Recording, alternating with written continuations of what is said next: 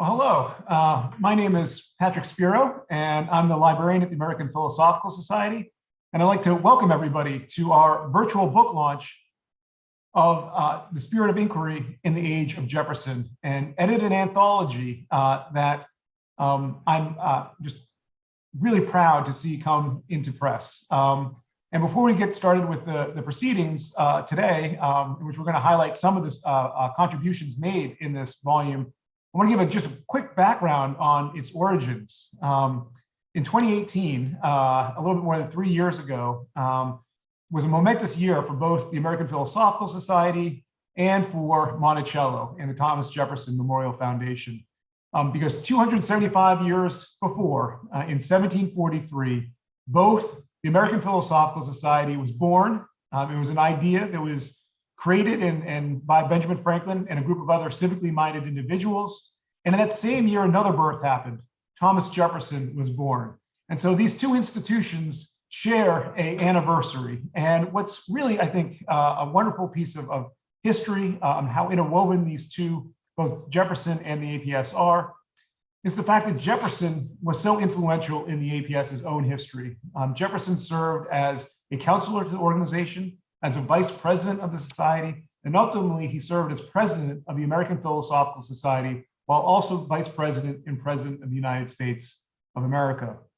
And so as we approach this anniversary, the 275th birthday of both the American Philosophical Society and Thomas Jefferson, the APS and Monticello got together to organize two symposiums, one held at Monticello and organized by Andrew O'Shaughnessy, the director of the International Center for Jefferson Studies, and it explored Jefferson and education. And then the American Philosophical Society organized a complementary symposium on the history of science in the age of Jefferson. And what we have today is to showcase some of the work of both those symposiums. We took papers from both the APS and Monticello, and Andrew published a volume through UVA Press. And then the APS published the papers that deal with the history of science in this volume that we're announcing and publishing today. And so with that, I want to turn things over to Andrew O'Shaughnessy, who's going to moderate a discussion among 3 or 4 of the authors.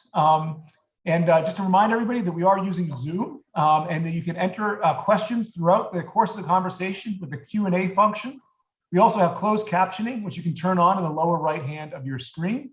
And I look forward to hearing this conversation. And again, if you have any questions during the course of it, please ask those using the Q&A function. And I know Andrew will get to as many as he can. So Andrew, do you want to take it over? Yes, thank you very much, Patrick, and good afternoon to our viewers, and thank you for joining us. As Patrick mentioned, this event was the result of 2 conferences between the American Philosophical Society and the Robert H. Smith International Center for Jefferson Studies, which is the research arm of Monticello. The other anniversary we were celebrating was the founding of the University of Virginia, which actually occurred the year after the conference. So that anniversary was 2019, but it meant that we could get our volume published to coincide with that anniversary. The Spirit of Inquiry in the Age of Jefferson conference addressed the history of science in the 18th and early 19th century, held in the Franklin Hall with the backdrop of the last Thomas Sully portrait of Thomas Jefferson. The subjects were very wide ranging, from inoculation to animal magnetism. The paper on inoculation had much contemporary resonance, and we're going to be partly discussing that today. The format of this session will be a discussion of 3 papers. Each speaker will have about 5 to 7 minutes to summarize their foundings. This will be followed by an exchange between the panelists regarding their subsequent reflections, and then there will be a Q&A with our audience, and so you're welcome to write at any time questions in the Q&A box. Well, let me begin by introducing our first two panelists who wrote a joint paper called Enlightened Networks, Thomas Jefferson's System of Working from Home. I might say both they and the next speaker provided very useful material for a book I've just published, The Illimitable Freedom of the Human Mind, Thomas Jefferson's Idea of a University. The first of these two joint writers of the paper is Endrina Tay, who's the Fisk and Marie Kimball librarian and heads the Jefferson Library at Monticello. It was the first library dedicated to one of the founding fathers. For the last 17 years, she's been intimately involved as project manager of Thomas Jefferson's Libraries project based at Monticello. She has created the most complete set of records of Jefferson's books. This is crucial to tracing his intellectual evolution. Diane Ehrenpreis is the Associate Curator of Decorative Arts at Monticello. During her research at Monticello, she has worked to interpret the material culture related to Jefferson and other individuals who called this place home. She also recently reinstalled Jefferson's private suite and has two forthcoming essays on the subject. And I would say about both these speakers that they are research sleuths. I'm often asked, what could be new for us to learn about Jefferson? And the answer is a lot. Endrina Tay with Anne Lucas discovered much of his retirement library that had gone to George Washington University. And these are very important findings. It included, incidentally, the architectural books he was using while he designed the University of Virginia. So let me turn over to the two of them. The topic again, Enlightened Networks, Thomas Jefferson's System of Working from Home.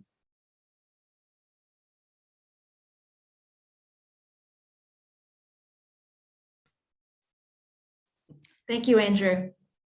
Diane and I are thrilled and pleased to be part of today's book launch, along with our fellow panelists. We want to thank the APS for doing such a great job putting together this volume from our 2018 conference. It was a delight working with your publications team this past year. In essence, this chapter that we've written summarizes the work Diane and I collaborated on 4 years ago now.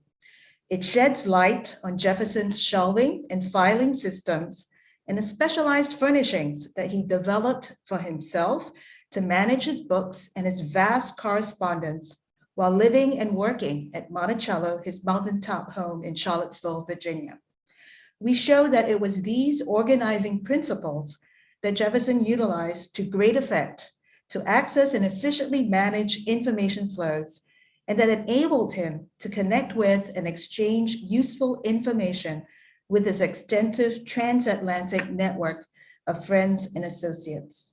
Can I have the first slide, please? It is well known that Jefferson had a large library that grew in size to over 6,500 volumes at its height.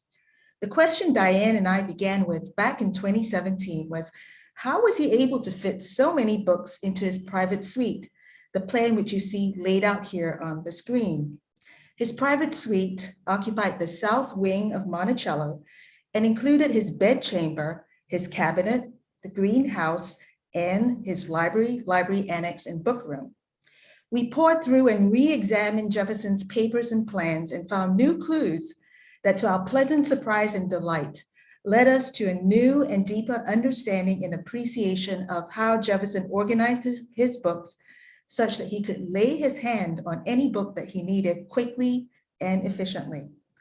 We were able to confirm and demonstrate that Jefferson's books were indeed shelved in 3 rooms connected to one another, which is consistent with Margaret Baird Smith's 1809 account when she visited Monticello. In 1806, the three rooms, which is the book room, library and library annex, and cabinet, corresponded to Jefferson's three subject divisions in his manuscript catalog for his books, namely history, philosophy, and fine arts, in accordance with Francis Bacon's faculties of the mind, namely memory, reason, and imagination. These three divisions were further broken down into various subject classifications that you see here on the slide, reflecting Jefferson's wide-ranging interests. As new books arrived, he incorporated them into his library by recording them in his manuscript catalog before placing the volumes in their proper order on their designated shelves. We lay out in our chapter what we believe was Jefferson's book arrangement from clues that we pieced together from documentary evidence, as well as spatial information that we observed from the actual rooms. Not only was Jefferson meticulous about maintaining order, he was also concerned with consistency and how the volumes looked on the shelf. Once on the appropriate subject shelf, books were then arranged by size to maximize shelf space. This elaborate scheme that Jefferson developed and utilized was geared towards ensuring that he would be able to retrieve any book or pamphlet he needed quickly and efficiently, because he believed that a library in confusion loses much of its utility and its usefulness. So now over to Diane. Thank you, Endrina. We had a really dynamic couple of years long trying to sort out how this space worked. And what I brought to the conversation early on, I had more furniture than what actually fit into what we thought was the original two-room structure of the library and cabinet. So the two spaces that you're seeing there on your screen labeled library and cabinet. Once we recognized that when you visit today and you see Martha Randolph's sitting room was originally part of Jefferson's private suite, and that's the room he called the book room. So with that in mind, I realized that he didn't have too much furniture and that it was carefully thought through. And I started looking at objects that we have in our collection, and we're very fortunate to have many original pieces.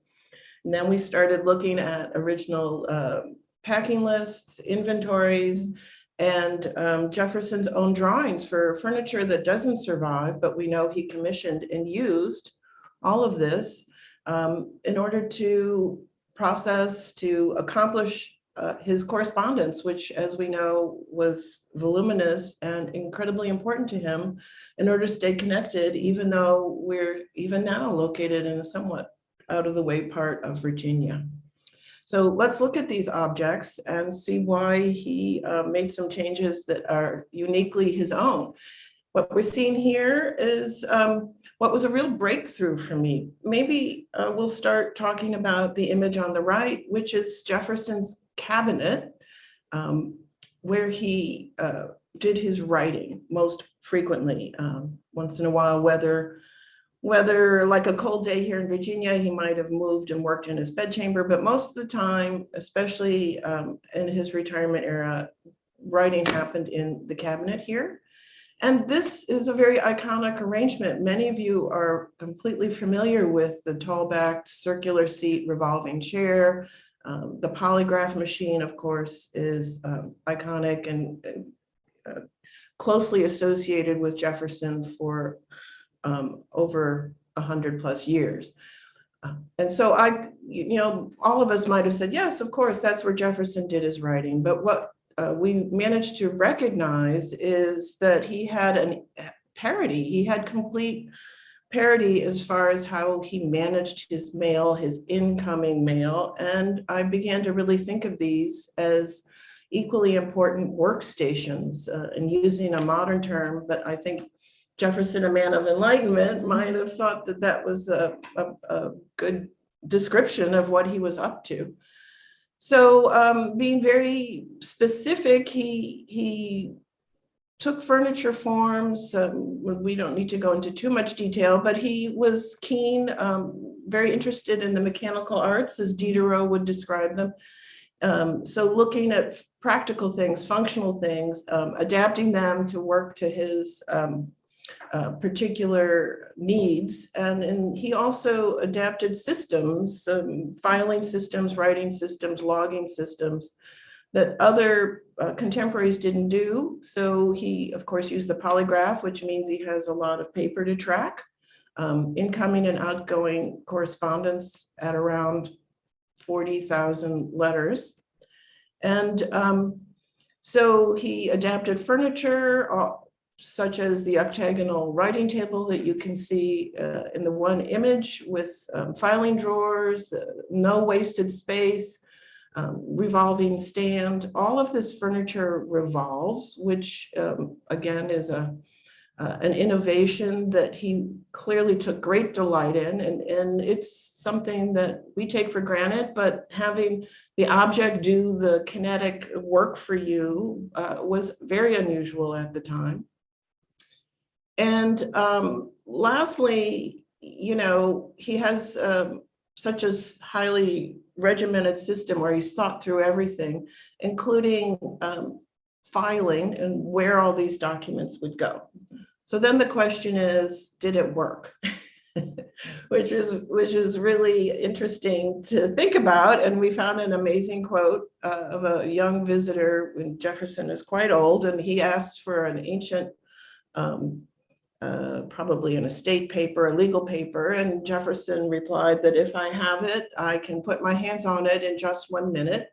And to this young man's astonishment, Jefferson went over to one of his filing presses, which you can see beneath the bust of John Adams there in the cabinet, and opened up one of these file boxes that he used and managed to procure the paper he asked for within a minute. So this access to knowledge, his systems, all of which made it possible for him to maintain this correspondence, you know, nationally, internationally.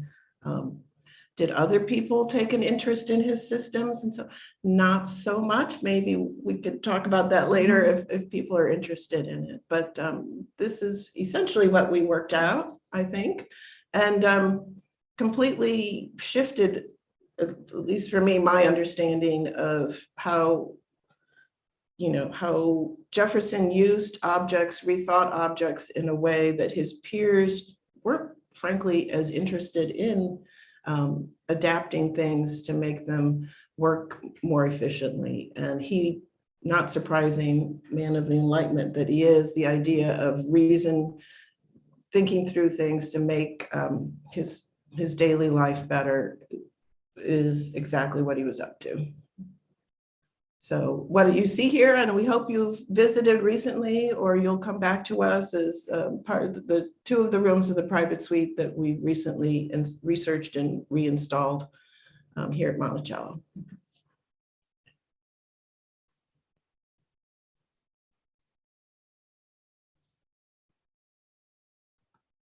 Well, thank you very much indeed, Endrina and Diane. That's a remarkable reconstruction of Jefferson's working techniques and tells us so much about him in varied ways. His interest in gadgets and love of gadgets, as well as Jefferson as an intellectual, and his fascination with the retrieval of knowledge. We'll be discussing that paper after we've heard the other 2 speakers. I now turn to Elizabeth Chu, whose topic was Thomas Jefferson's Indian Hall at the University of Virginia. The Indian Hall is better known to modern visitors as the entrance hall, although it's often just known as the hall in Jefferson's time. Elizabeth Chu is the Executive Vice President and Chief Curator at James Madison's Montpelier.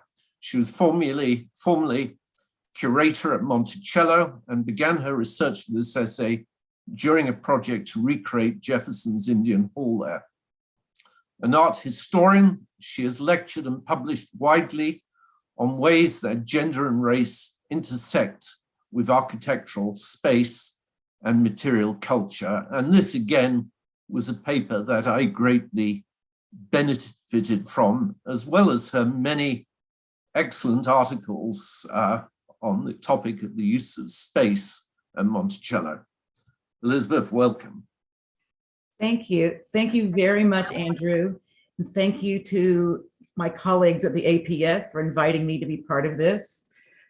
This occasion has given me the opportunity to revisit the paper that I gave at the conference in 2018, but that I really started 20 years ago. And it was during the commemoration of the bicentennial of the Lewis and Clark expedition when I was at Monticello, when we launched a project to more fully recreate Jefferson's museum space at the very entrance to his house. And this was a place where he combined old world objects, European fine art, sculpture, architectural models, sort of gentlemanly grand tour souvenirs, combined with the Native American objects that had resulted from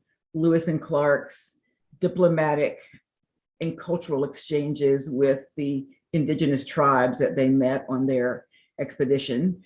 And then it also included natural history objects as well. So the way I see it, this is the Jefferson's museum space was a sort of the development of the Wunderkammer, or the Cabinet of Curiosities, moving into the Age of Enlightenment. So it wasn't just sort of a opportunity to gape at heaped up goods, but it was a place where he wanted people to be able to study and understand kind of this encyclopedic gathering of items from all realms of human knowledge. So it had long been known that after Jefferson's death, the collection went to the University of Virginia. And I had started to look at, or to see if we could figure out what had happened to it, because it's ultimately the collection got sort of disbanded. It lost its connection to Jefferson. And in the 1940s and the 1960s, some of the items that had been at Monticello and gone to the university were loaned back to Monticello, but the great percentage of the collection's fate was unknown. So I started looking into this, and then working on the paper for this conference sort of took it a bit further.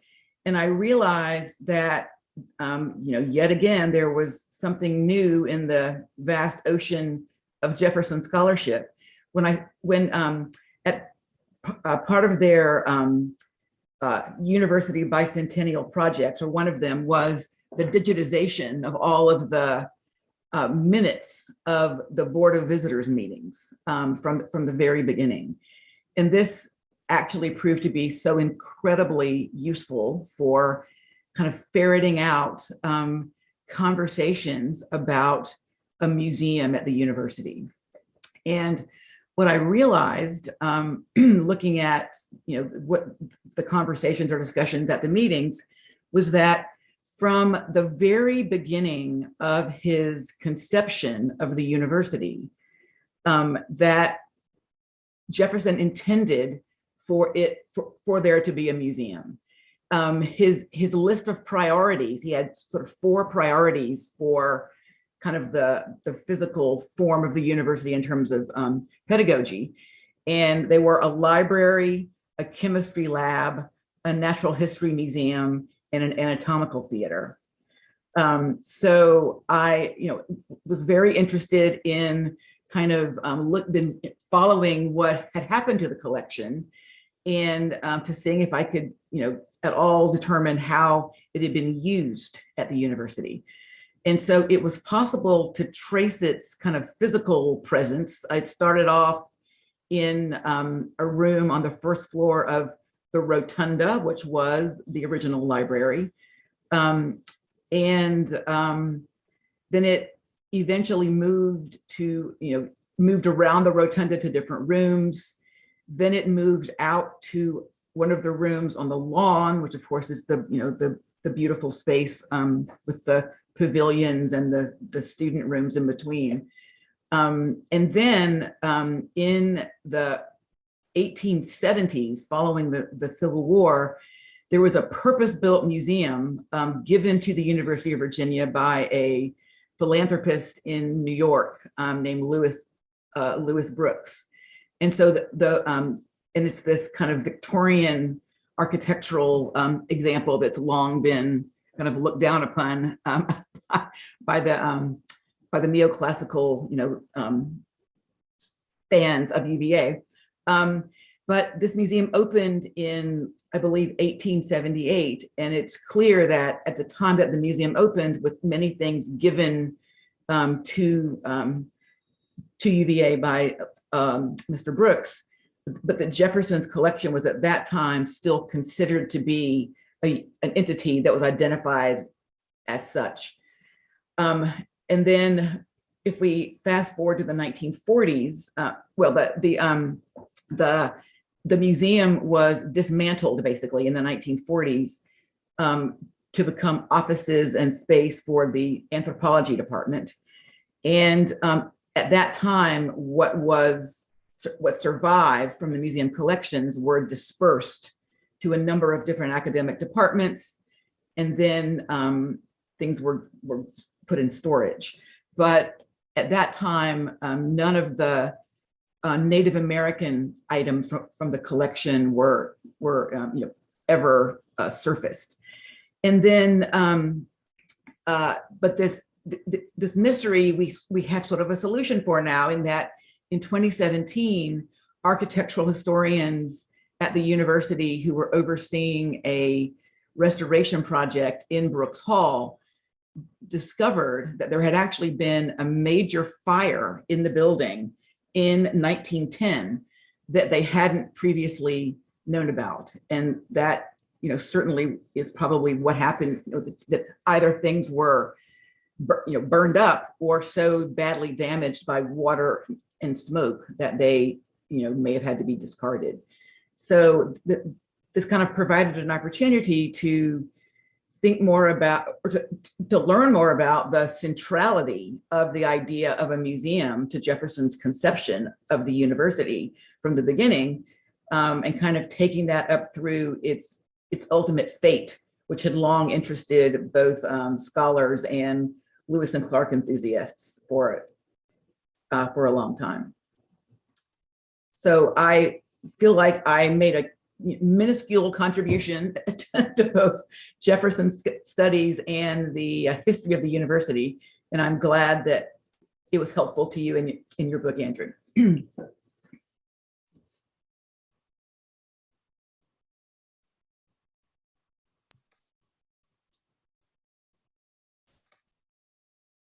Well, thank you very much indeed, Elizabeth. That was an excellent piece of detective work.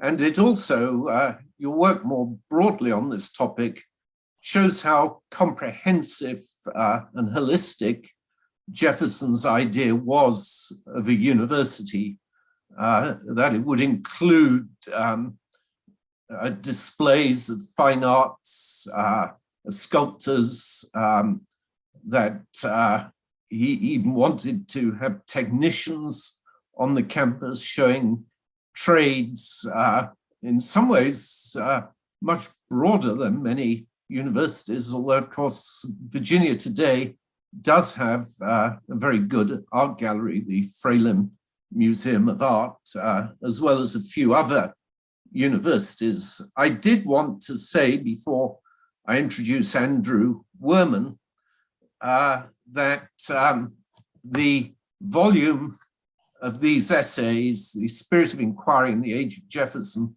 not only was it published, but is now out in paperback. I don't know if that's it's not showing against the background, but if you look in the chat section, you can link on to the book, and obviously in paperback, it is much more reasonably priced. So it's now my great pleasure to introduce Andrew Wehrman, who's going to be talking about Thomas Jefferson, inoculation, and the Norfolk riots, public health versus private medicine in revolutionary Virginia. This seems to me an incredibly topical subject, and I might ask him to begin by explaining the difference between inoculation and vaccination. Andrew is a historian of early American history and the history of American medicine at Central Michigan University. His current project, The Contagion of Liberty, argues that popular demand for public inoculations during smallpox epidemics in the 1760s and 1770s infected revolutionary politics and changed the way Americans understood their health and their government's responsibility. Andrew, thank you very much indeed for joining us. Well, thank you for having me, Andrew, and everyone at the American Philosophical Society for putting together the original conference, which was so helpful to me to kind of getting a chance to bounce these ideas off of other people who know about Jefferson and early America, and then to be able to put them into a published volume, and working with the editors and reviewers and things has been really helpful in clarifying my ideas. And as you said, I did this research not knowing there would be an epidemic, unfortunately, and not knowing that some of what I was researching would become so topical. I sort of wish it wasn't so topical, but here we are. Anyway, so my paper grew out of research that I had been doing for my book, The Contagion of Liberty, which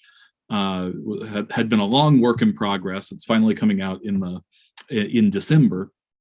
And I would looked at the politics of smallpox inoculation in the colonies. And smallpox inoculation, this preventative procedure, I'll explain the difference between it and vaccination in a moment, had become very popular, was growing in population by the time of the Revolution, by the 1770s. And I became really intrigued by an event in Norfolk, Virginia, that was generally known as an anti-inoculation riot. It was actually kind of a series of violent events about inoculation in Virginia in 1768 and 1769. And it's been typically understood. It hasn't been studied by terribly many historians, but when it's been mentioned, or the couple of times it has been, it's generally understood that this was an anti-inoculation riot. That is, a group of people rose up ignorant about the science of inoculation, and that they prevented people in Norfolk from inoculating, that they tore down the building where the inoculations were taking place, and there were a series of violent altercations by people in Norfolk against people who were inoculating. And so the defendant, so this all went to trial, and the lawyer defending the inoculators was none other than a young Thomas Jefferson in his early law career.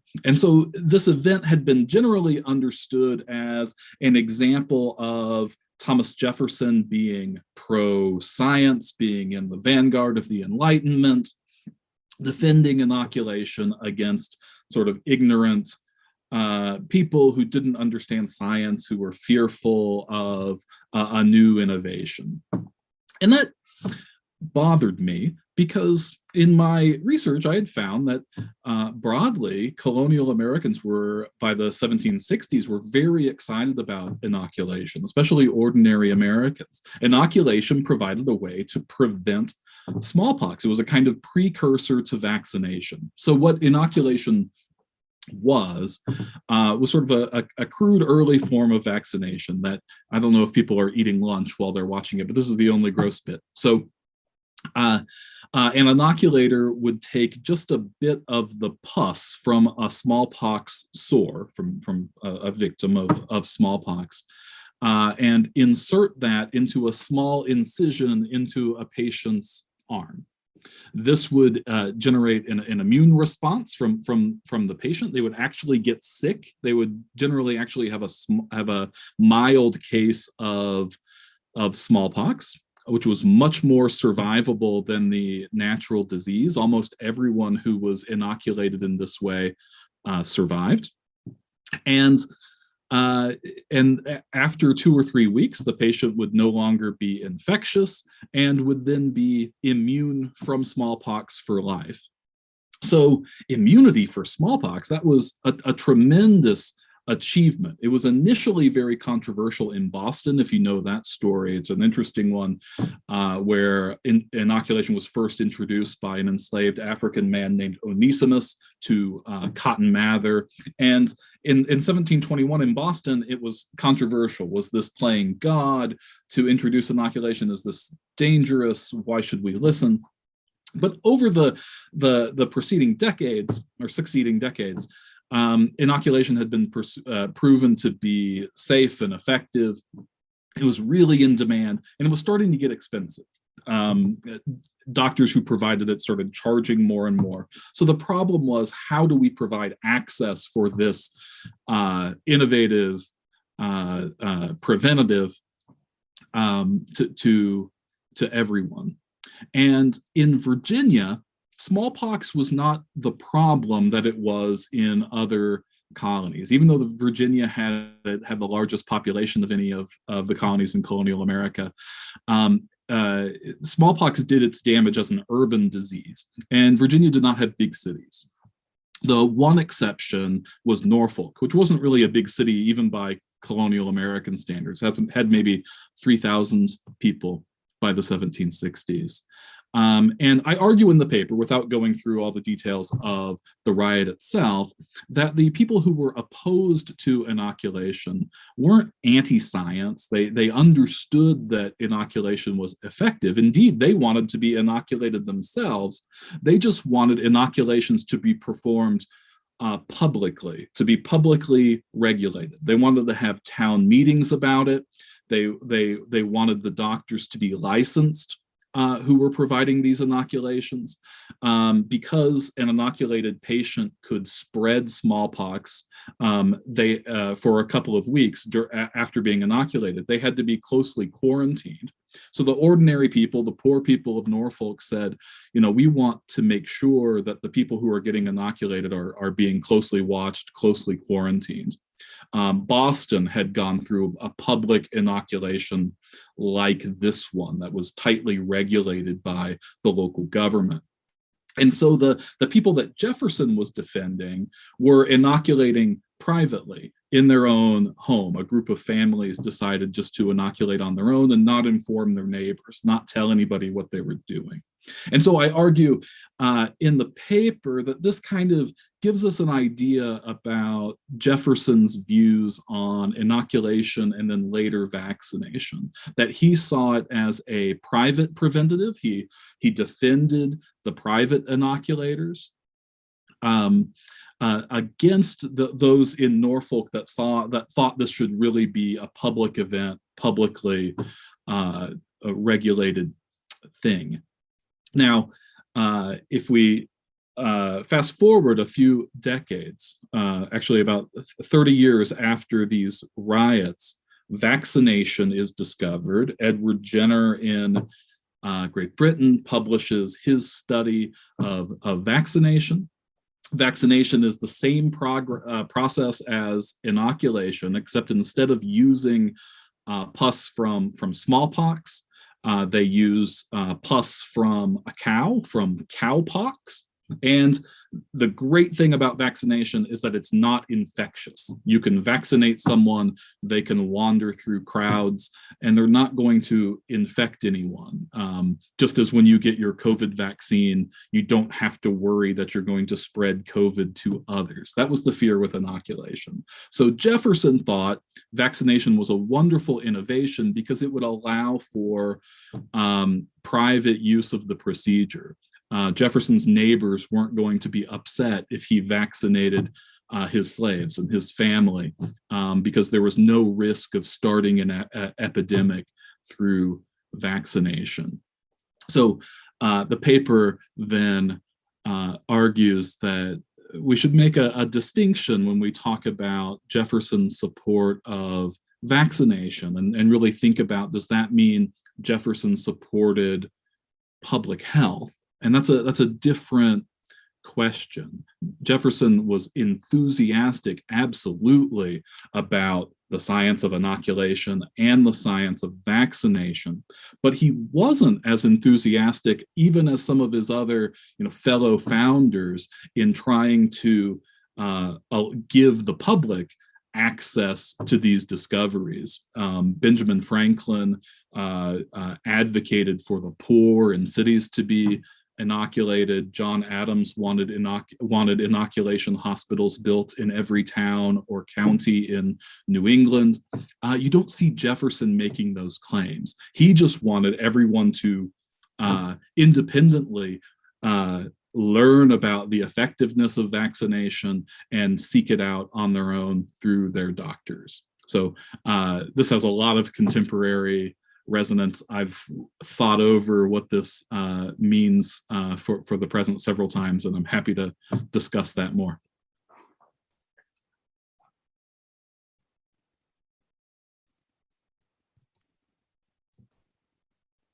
Andrew, thank you very much. And of course, you began this project before it had contemporary, so that there was no agenda here. But thank you, and I'd point out to our audience that there's a link in the chat box to Andrew's book, A Contagion of Liberty. The highlight of the other conference that we held jointly at Monticello was Patrick Spiro speaking about Jefferson's association with the American Philosophical Society. He was its longest serving president. He was producing research and presenting papers while vice president. It's a very remarkable story, and he's published it subsequently, not in a conference volume, but as a separate short book. And so perhaps we could put that up in the chat function as well. We've got a lot of questions from the audience. I really want to turn to those almost immediately, although we did say we'd give each speaker a chance for any subsequent reflections they've had since writing the paper. I would grant them the right to waive that opportunity if they don't have anything significantly to add, but if any of you would like to go forward, Endrina and Diane. Sure, Andrew. I think Diane and I agree that if we were to write this paper today, we would want to expand our lens from Jefferson as the solitary scholar in his study, and acknowledge more overtly the presence and the critical role of Jefferson's enslaved labor force at Monticello, that in effect actually enabled him to engage in his intellectual and scientific pursuits, and probably include more prominently the role of the enslaved who served him in these private spaces, right, and their lived experiences. I think that would be something we would definitely enlarge on. Absolutely. One of the few firsthand accounts is from Israel Gillette, mentions being in that space. So in hindsight, it would have been very interesting to include more firsthand commentary on Jefferson and his work environment and his work method. But I'm very excited about public questions. What are people wanting to know? And Elizabeth, did you want to add anything? I'll just say briefly, I was looking in the Q&A box and there was a question from my friend and former colleague, Eric Johnson, about the use of the collections, both at Monticello and at the university. And echoing Diane and Endrina, I would like to think more about the entrance hall at Monticello as a space where enslaved domestic workers, all of the members of the Jefferson family and visitors and the enslaved servants of visitors would have kind of, they would have all at certain points been there. And so what did it mean to all of the differing audiences, and how in the world would we ever pick that apart?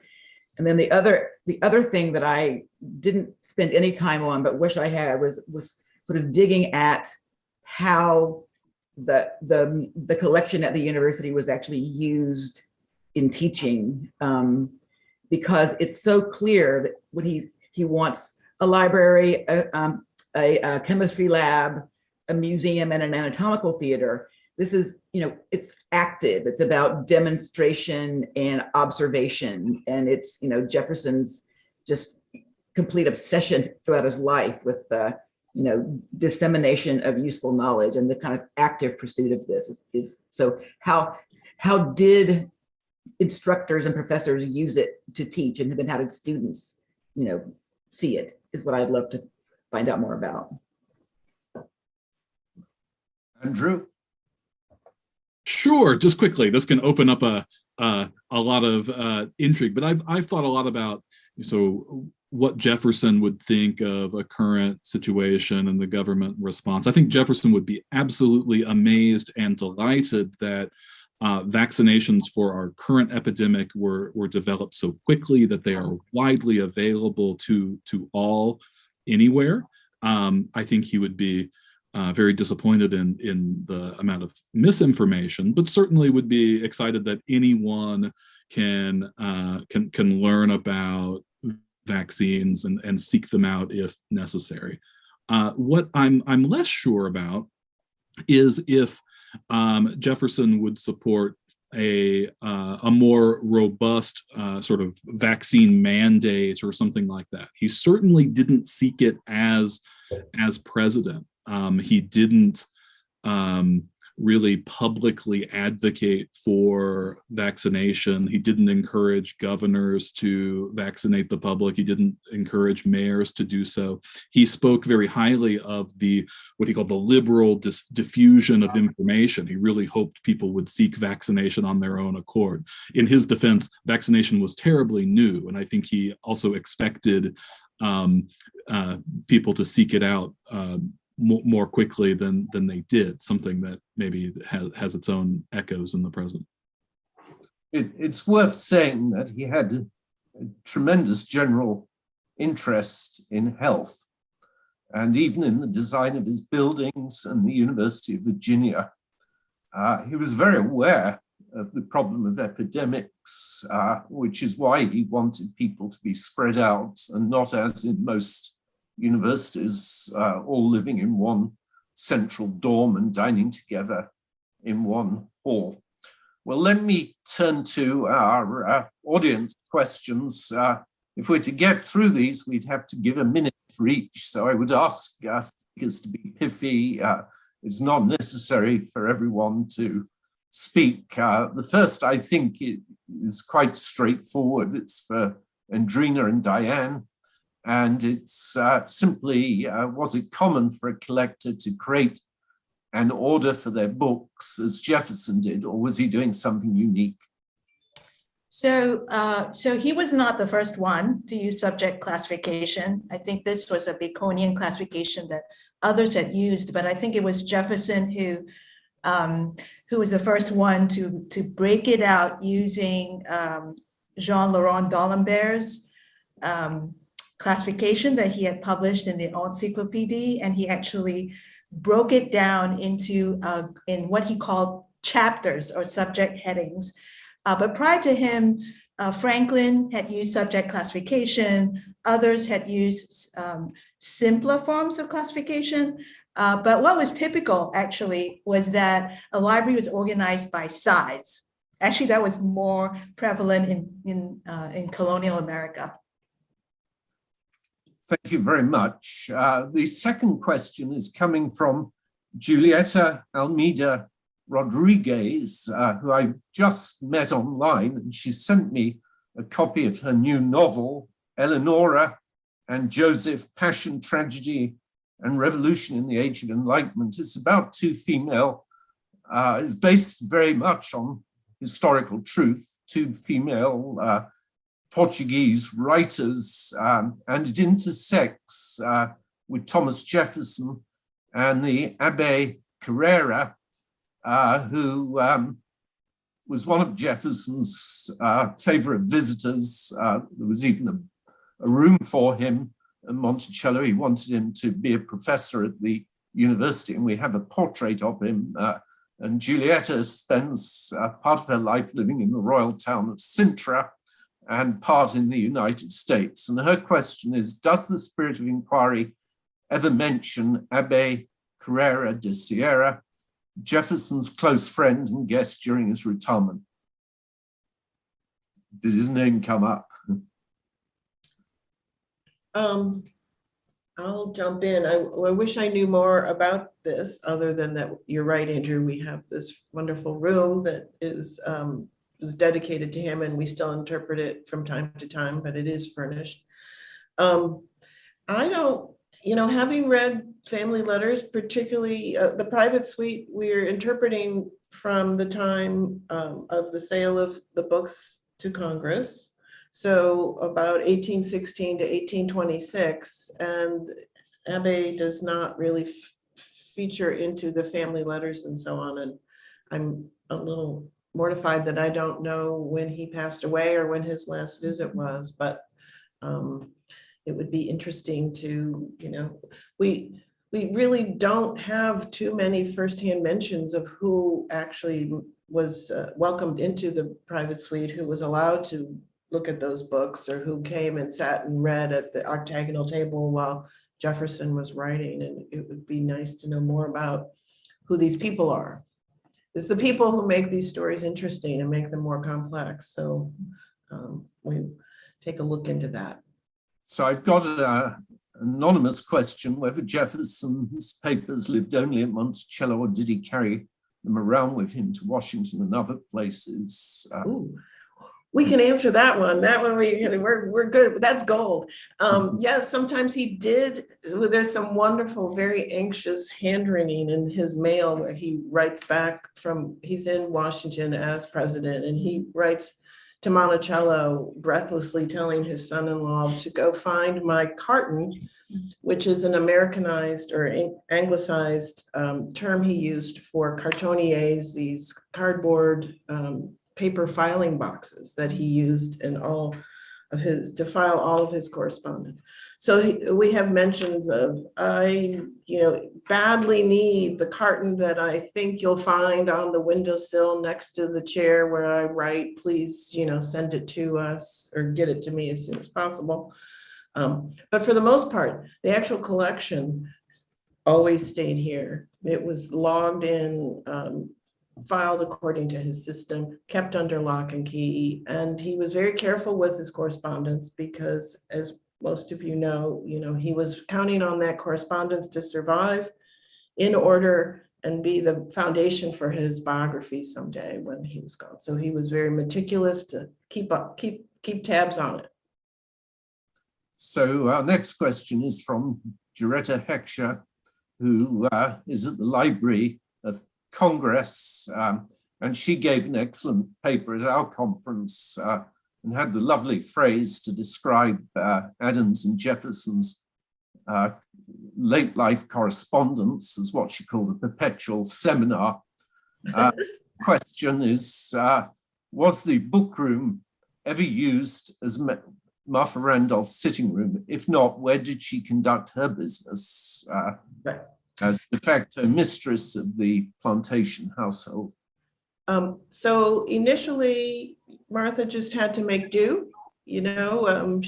had comfortable quarters in the house, and Jefferson hung on to that entire span of his private suite that was interconnected, and the book room was his domain until the books again were sold. And that room, then he retrenched, I think moved some of the furniture into the library, began collecting books again. But that we know from family correspondence, that's the first time around 1816 when Martha Randolph's daughters write home or write away to a sibling and say, you know, mother's setting room. That's the first time that that room is referred to as a sitting room. So it really, she only had that space for the last 10 years at Monticello. Yeah, so post 1815 Yeah. essentially. So, yeah. So I'm skipping a few questions to those for Andrew. I'll try and go back to the others. Chris Bates, who's now a graduate student at the University of Edinburgh and has been one of our fellows and a long teaching career before deciding to go into history. He asks Andrew, he says, Norfolk was a noted Loyalist area. Was there any connection between that and inoculation? Yes, and there's an Edinburgh connection as well. Some of the papers that I used to write this were in Edinburgh. So many of the records in Norfolk were burned either during the Revolution or Civil War or something like that. But letters that were sent from a loyalist named James Parker to his associate Charles Stewart in Edinburgh are there in the National Library. Anyway, yes. So most of those who were inoculating privately in Norfolk were loyalists or would become loyalists. That's who Jefferson was defending. The majority of those, the regular people, the sailors and ordinary citizens who opposed the inoculation tended to be on the Patriot side. So there's an interesting connection there, but not exclusively. Some of those who were advocating for inoculation privately, and someone else asked, you know, what was the advantage? Well, private inoculation meant you could get inoculated whenever you wanted. Public inoculation was inconvenient. You had to wait until all your neighbors approved of it. You had to wait until the town had a meeting or until there was a significant threat coming. And so that was the difference. And it was the Scottish factors, the large plantation owners, along with loyalists that tended to be in favor of the private inoculation. And this is a quick one for you. Did Jefferson as a lawyer win his case in the Norfolk? It was sort of a draw. There were several cases. There were suits and countersuits, and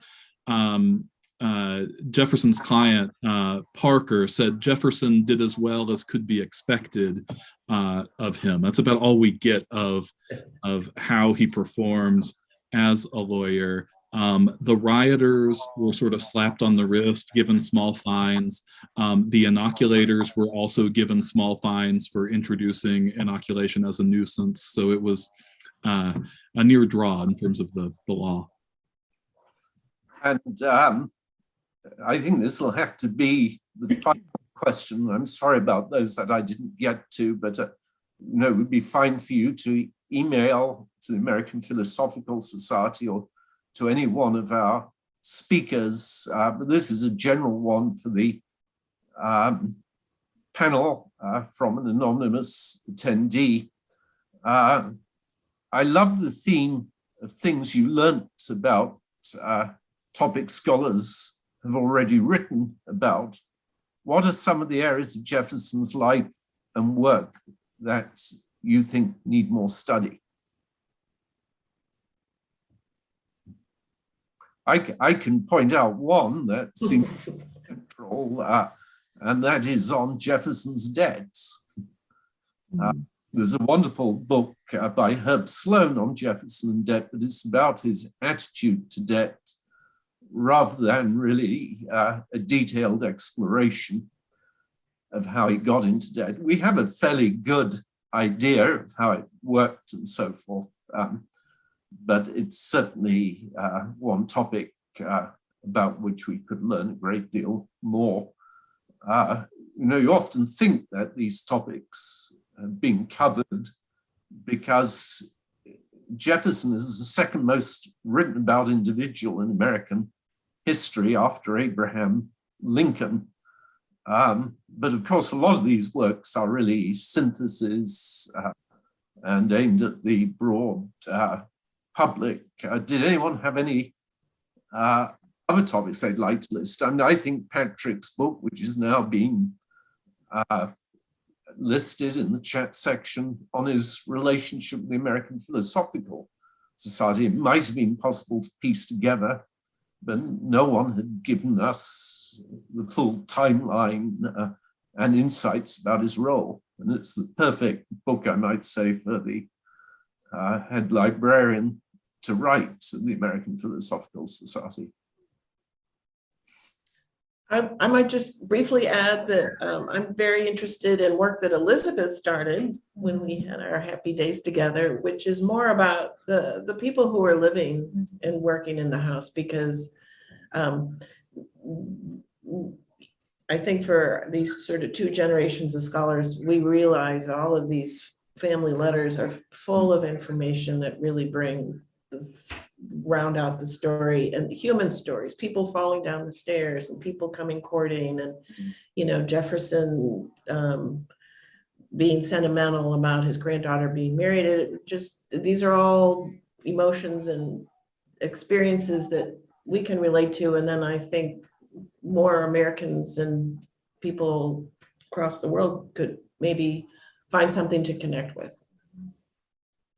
I totally agree with that, Diane. And I think that for so long, historians sort of thought about Monticello as the home of the lone scholarly genius, when we all know it was a plantation household. There were people of all kinds, genders and races, nationalities, there constantly. And so I think complicating the story of Monticello is really important. And I'll just add that Diane's brilliant work of the last 10 to 15 years has really revolutionized how we think of the house itself. And we should publish a book.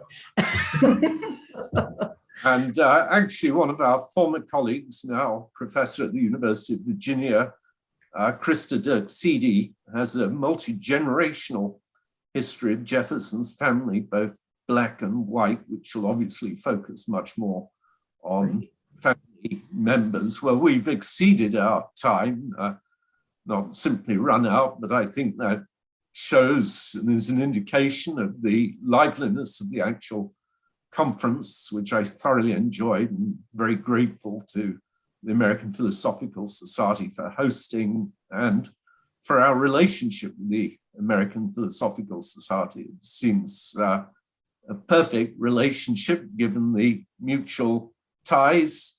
And so I thank our audience for joining us, and especially our panelists for 3 great presentations. Thank you very much indeed. Thank you. Thank you, everyone. Thank you.